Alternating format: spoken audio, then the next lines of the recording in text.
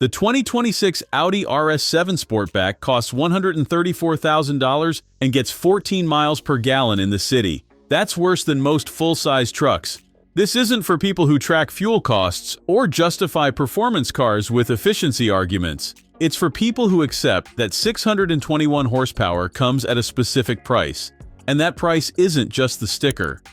The twin-turbo V8 hits 60 in 3.3 seconds. That sounds fast until you realize it means merging onto highways feels like getting fired out of a catapult. Every single time. Audi removed sound insulation from the engine bay to save weight. Translation: you hear every spool, every pop, every combustion event, whether you want to or not. The car weighs nearly 5,000 pounds. Air suspension and rear-wheel steering try to hide this. They succeed until physics reminds you that momentum doesn't negotiate.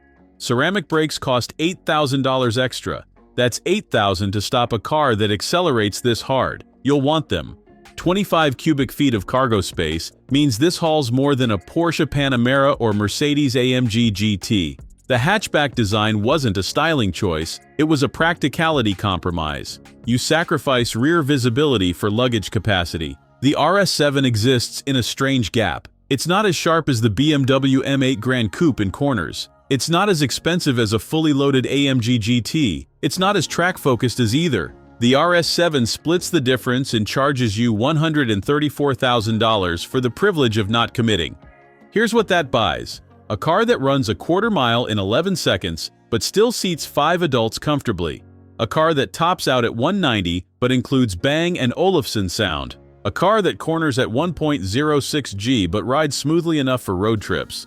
People who want a dedicated track car won't buy this. People who want maximum luxury won't buy this. People who want the newest platform definitely won't buy this. The RS7 is for people who refuse to choose. People who want everything in one package even when the package weighs 5,000 pounds and drinks premium fuel like it's going out of style.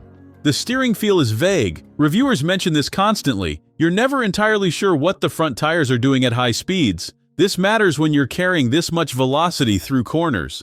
Turbocharger longevity depends entirely on oil change intervals. Skip one, and you're looking at catastrophic failure. These aren't Honda Civics. The 2026 model carries over unchanged, except for blue brake calipers. Audi discontinued the base A7 and S7. The RS7 stands alone now, last of its kind until the electric replacement arrives. This is a platform from 2019 being sold in 2026. Technology moves fast. This doesn't. But 621 horsepower doesn't age. Neither does a 3-second sprint to 60 or a hatchback that swallows luggage like a Costco run.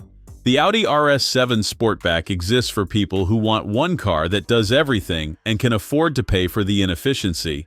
What's your threshold for fuel economy in a performance car? Would you trade 10 mpg for 600 horsepower?